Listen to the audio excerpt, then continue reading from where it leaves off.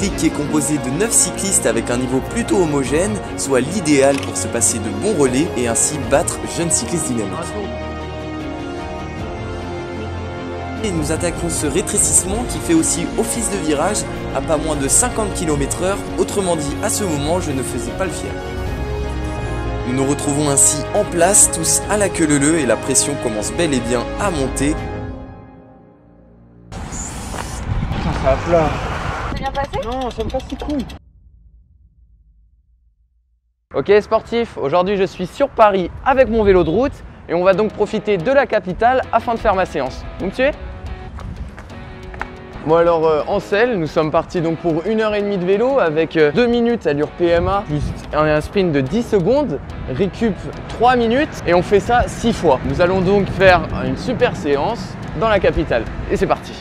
Bon bah donc là on va commencer par l'échauffement, il risque d'avoir un petit peu de voiture mais bon c'est pas grave, c'est Paris. J'entame ainsi cette séance avec pour commencer l'échauffement d'une vingtaine de minutes car oui on change pas une équipe qui gagne.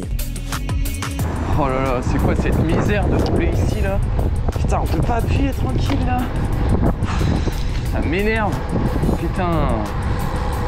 Oh là, attends. Ah, c'est bien ici là. Oh, on va pouvoir appuyer là.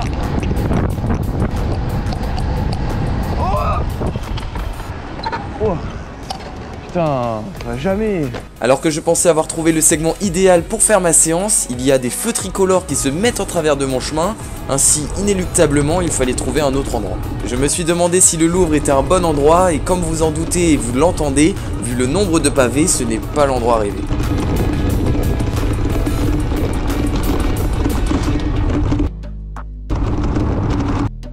Puis j'aperçois les quais, je décide alors d'y descendre afin d'enfin commencer ma séance. Mais lorsque j'y arrive, rebelote, c'est les mêmes pavés mais en plus gros. Et étant donné que je ne prépare pas le Paris-Roubaix, et bah je suis remonté.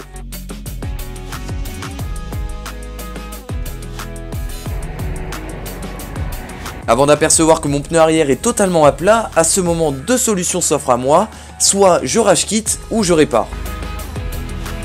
Bon j'ai choisi la seconde solution, moins onéreuse et une fois la chambre à air remplacée, je suis reparti.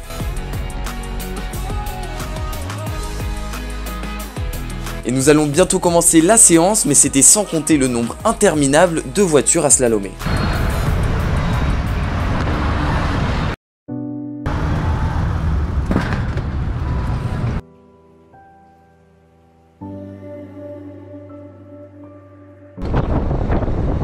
Allez, une fois avoir rejoint un boulevard, nous avons pu débuter la séance avec les 2 premières minutes allure PMA et le sprint de 10 secondes. Et lors de la récup, il fallait tout de même rester vigilant. Étant donné que sur le boulevard, les feux tricolores et les voitures étaient en nombre conséquent, nous sommes dirigés vers une pente douce afin que les watts que nous mettons engendrent moins de vitesse. Mais là encore, il y avait des voitures.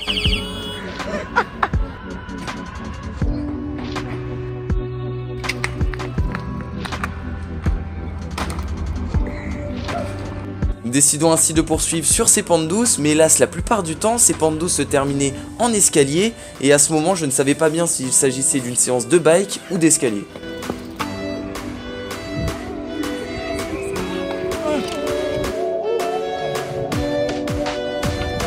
Une fois là-haut nous nous en prenons quand même plein les yeux avec la magnifique basilique de Montmartre nommée le Sacré-Cœur. Et à ce moment je me rends compte qu'à Paris il y a trop de voitures, trop de pavés, trop de feux tricolores et trop de... Mais merde! Mais merde!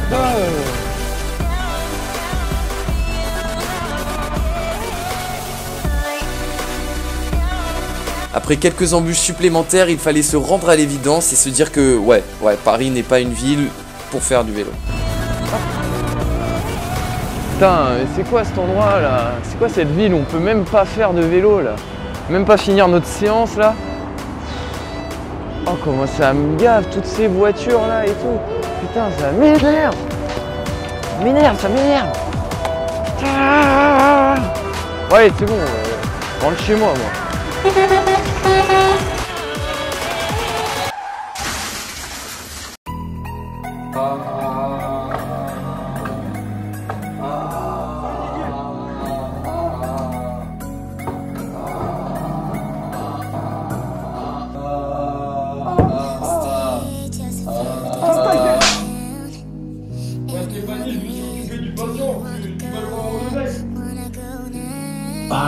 mal au crâne là.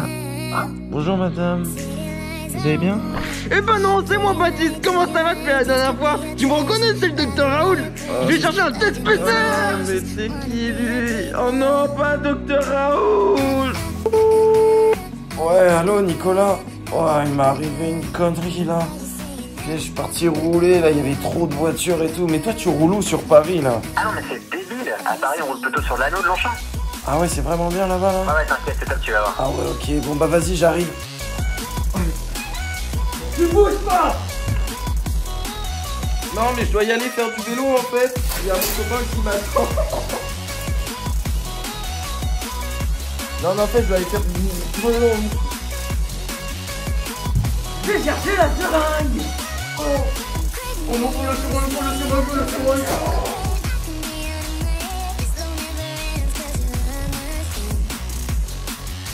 T'es où? Non.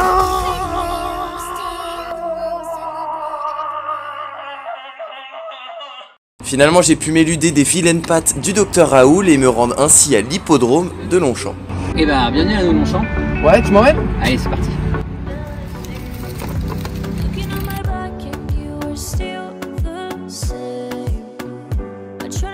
Salut, je m'appelle Nicolas, je suis cycliste amateur, j'ai une chaîne YouTube qui s'appelle Jeune Cycliste Dynamique et aujourd'hui je vais emmener Baptiste sur un de mes terrains d'entraînement préférés, l'hippodrome de Longchamp. Et oui, Nicolas va nous faire une visite détaillée de cette boucle, si prisée des cyclistes parisiens, afin que vous comme moi faisons connaissance avec cet anneau. Bon, du coup on est sur l'hippodrome de Longchamp, c'est un anneau de 3,6 km, je vais souvent m'entraîner ici et je vais t'expliquer à toi, Silo, comment ça se passe autour de l'anneau. Donc là on est au départ, tu vois, juste derrière tu as une ligne d'arrivée, c'est vraiment le départ du segment de l'hippodrome de Longchamp et on va aller faire un petit tour.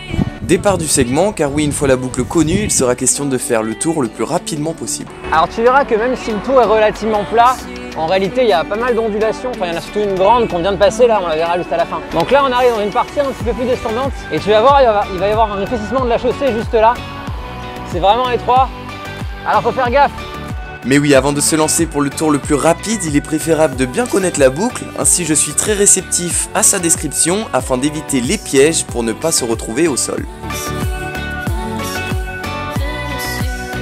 Une fois qu'on a passé le rétrécissement, là c'est beaucoup plus large, on a beaucoup plus de champ et on peut vraiment rouler dans des grands groupes, c'est vraiment top.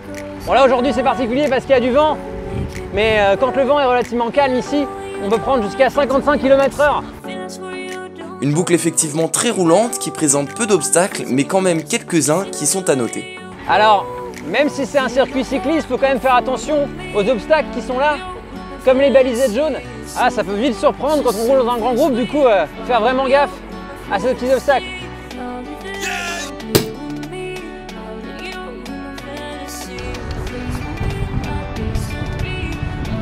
Et en matière d'obstacles, par temps humide, il faut aussi faire gaffe aux flaques d'eau.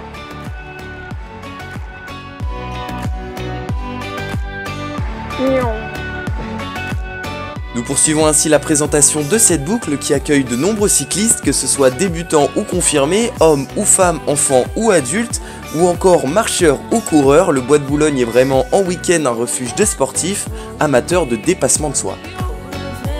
Alors dans la famille rétrécissement, voilà celui qu'on appelle le goulet. Alors c'est vraiment une portion de route sur laquelle on peut rouler à 2 ou 3 de front maximum. D'ailleurs regarde à ta gauche, hop, tu vois, il n'y a vraiment pas beaucoup de place. Donc il faut faire vraiment gaffe à pas prendre trop de place ici, parce qu'un groupe qui arrive vite, ça peut vite être dangereux. Et là ici ce qui est particulier, c'est qu'on arrive à l'entrée du golf, qui est à l'intérieur de l'enceinte de l'hippodrome. Et il y a pas mal de voitures qui rentrent et qui sortent. Regardez le scooter là par exemple. Il faut faire un peu plus attention qu'ailleurs, ici.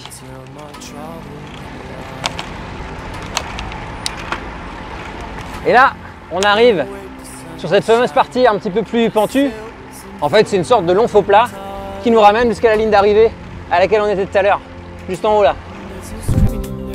Et oui, une fois ces nombreux rétrécissements derrière nous, à présent il n'y a plus aucun danger sur ces derniers hectomètres du tour en faux plat montant. Et voilà, on est sur la ligne d'arrivée. Allez, maintenant on va essayer de dériver un peloton. Et Et oui, étant donné qu'il y a pas mal de monde autour de cet anneau, nous retrouvons la plupart du temps des regroupements de cyclistes, nommés des pelotons ou encore packs, qui vont plus ou moins vite en fonction des meneurs d'allure à l'avant, et qui sont plus ou moins gros en fonction du nombre de cyclistes présents.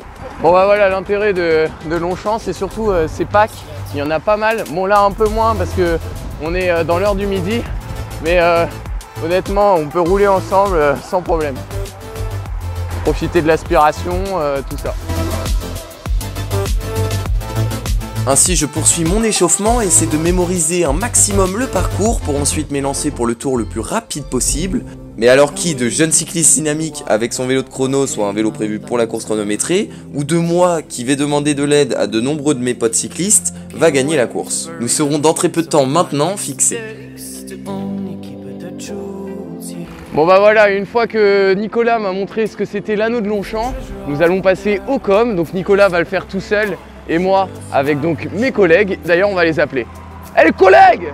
Et voici ma clique, une clique qui est composée de 9 cyclistes avec un niveau plutôt homogène, soit l'idéal pour se passer de bons relais et ainsi battre jeunes cyclistes dynamiques. Un tour de lancement. Et lorsqu'on repasse sur la ligne, là on va être à bloc en fait. Hein. Donc on commencera déjà à accélérer un peu dans la côte pour bien se roder et puis après on partira à bloc sur un tour. Et donc ouais, ça reterminera lors du prochain passage sur la ligne, quoi. Et ici c'est bien comme ça fera un plan au milieu, tu vois. Ah ouais, ça c'est bizarre. On verra déjà Tanguy tirer la langue. Bon bah donc on y go. Bon certes nous commençons avec un avantage de nombre, mais là s'il fallait utiliser celui-ci à bon escient, car oui il n'est pas simple d'organiser un groupe de 9 cyclistes sur un effort aussi court que celui-ci, et surtout sans entraînement au préalable. Mais enfin nous sommes là pour nous amuser, et dans le moindre des cas, nous allons faire de notre mieux afin de couper la ligne devant jeunes cyclistes dynamiques. Parce que le relais ils aillent trop vite. Ouais, genre vraiment limite en sprint tu vois. Ouais mais tu vois au début je vais mettre en danseuse bien sûr, des mains en bas et tout, mais après normalement ça va aller. Bon on y go? Ouais c'est parti. Allez, place à une bonne accélération dans la côte afin de pour tout le monde faire convenablement monter le cœur. Une accélération où ouais j'étais à bloc. Moi je suis chaud. Oh putain, vous avez une pilule là. Eh j'étais pas bien.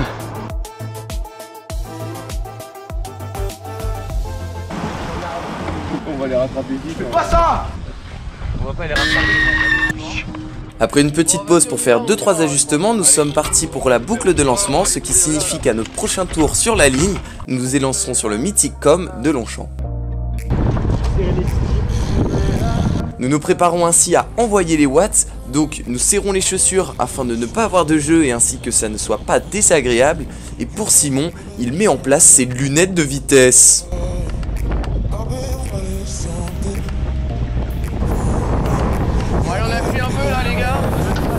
Et c'est parti pour démarrer progressivement, puis j'allume la montre afin que vous ayez les données qui s'affichent à l'écran sur mon super point de vue installé par mes soins. Là, je pense que c'est bien mis là.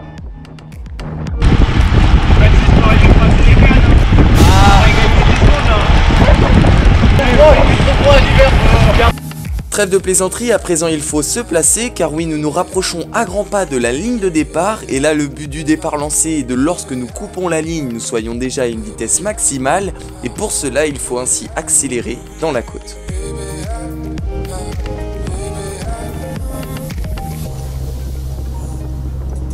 Nous nous retrouvons ainsi en place tous à la queue leu et la pression commence bel et bien à monter car oui le départ est imminent.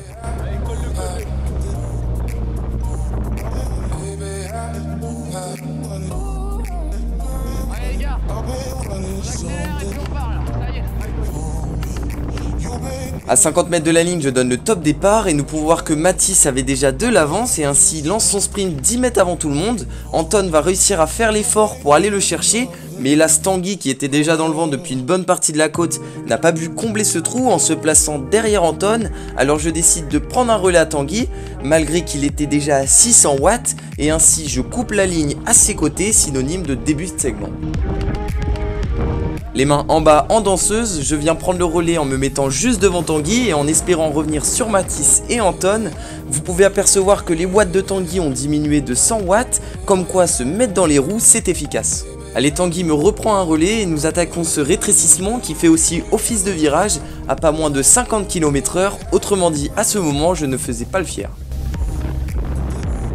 Nous sortons de ce virage sans casse et nous pouvons apercevoir que nous enregistrons toujours 10 mètres de retard sur Anton et Mathis. Voyant Tanguy accuser le coup des 2 relais successifs, je dis à Océan de prendre le relais, un relais très costaud car oui, non seulement il revient sur le groupe de tête, mais en plus il manque tout juste de me faire sauter de sa roue alors que j'étais censé être au chaud.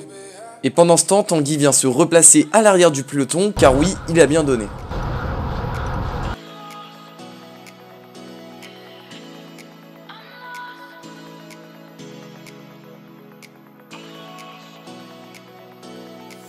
Océan nous prend un relais énorme de 1 minute 20, soit à lui seul il a fait plus d'un quart du travail, bravo à lui, mais enfin comme il est humain, il ralentit, passant de 51 km/h à 46, il fallait ainsi que je relance le train, dans ce cas je me décale et écrase.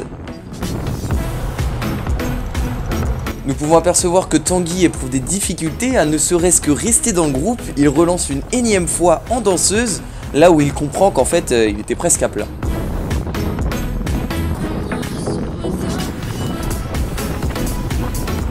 Enfin revenons sur la tête de course où après 30 secondes en tête je laisse Pierre prendre le lead, juste avant le goulet, un endroit où il faut être vigilant. Parce qu'un groupe qui arrive vite, ça peut vite être dangereux. Mais avant cela, voyons les images proposées par Tanguy. On verra déjà Tanguy tirer la langue. Je suis encore là. Ça va plat.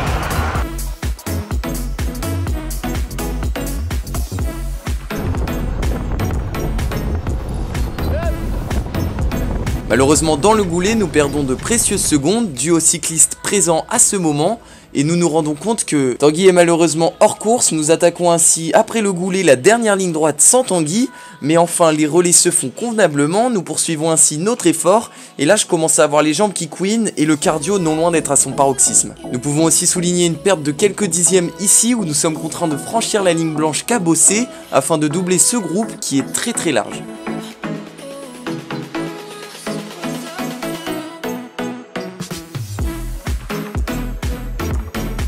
Allez, les derniers relais se font, la ligne d'arrivée commence à se dessiner au loin et c'est au tour d'Océan de prendre un relais. Océan va tout donner pour le sprint final et va réussir à nous décrocher d'une facilité déconcertante. Nous nous retrouvons ensuite en ligne à 3 avec Anton et Julien pour la seconde place et là je donne tout ce qui me reste, mais hélas tout n'a pas suffi. Eh oui, je suis sur place et nous pouvons voir que le tout n'a pas suffi. Je termine finalement ce tour de Longchamp en 4 minutes 31, soit du 47,3 km/h de moyenne. Et si nous regardons ma performance sur l'appli préférée des cyclistes et des seuillards, nous pouvons apercevoir que grâce à mon temps, je me classe 343e en étant à ex-aequo avec plus de 60 cyclistes. Et surtout en étant très loin du premier. On s'est fait distancer. Ouais. Hop là, c'est dur.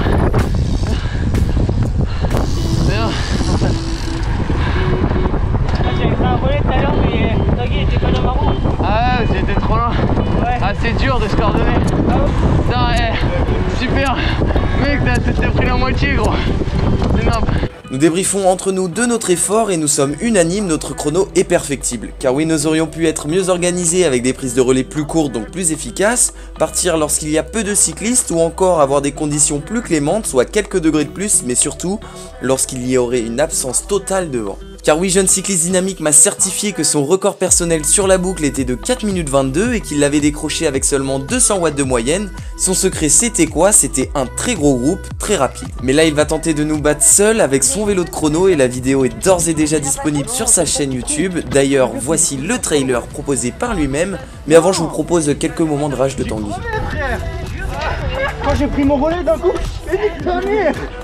Ça va, vous êtes... Non, mais en plus vous êtes des bâtards. Tu vois, je pars, je me mets en danseuse, t'as vu? Ouais. Et là, d'un coup, là, je fais ça quand tu m'as passé.